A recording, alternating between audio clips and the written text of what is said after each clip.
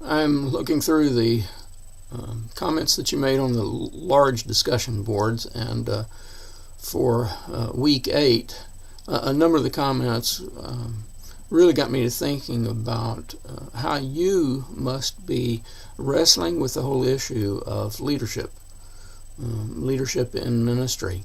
There are so many pressures that are on ministers, on pastors, on folks who are involved in the leadership of the church. So many expectations. Some of you pointed out that the expectations are not always fair.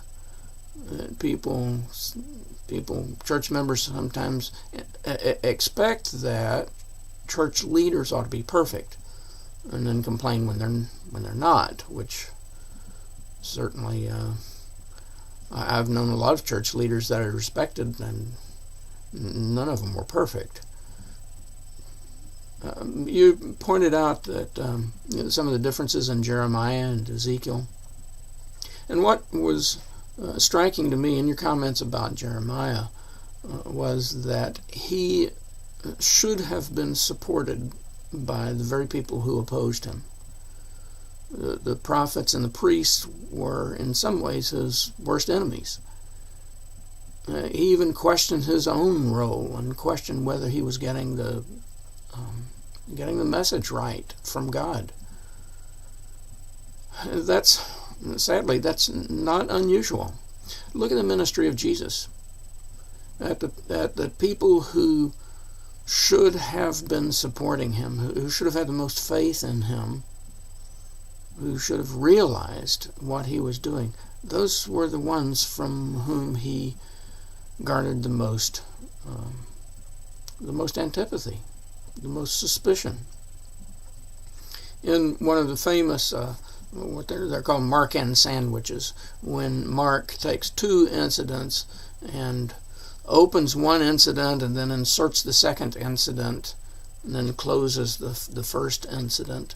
There's the time when Jesus is ministering, and the religious leaders are accusing him of being possessed by a demon. That's the only way they can account for him being able to cast out demons.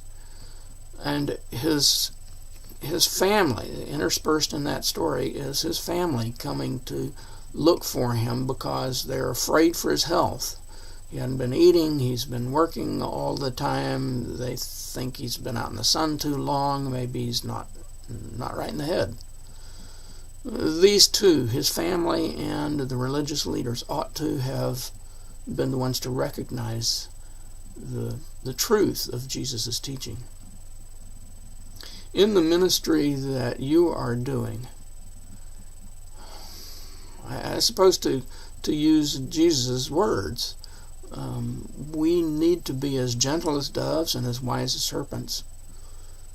We need to recognize that there are going to be people who should be supporting us, and they will be jealous, or they will be fearful, and for reasons that frankly are pretty selfish, we may be opposed by others when we do our ministry according to how we feel God has led us. But it's insidious. Watch out that doesn't happen in your own life.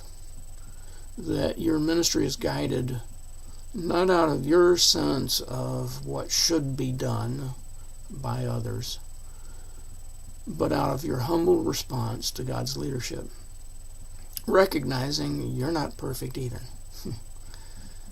And that together we are able to be God's kingdom, God's people, with our flaws, with our faults, but also with the strengths that God implants in each one of us. So be not discouraged, but be wary. Pay attention to the leadership of God in your ministry.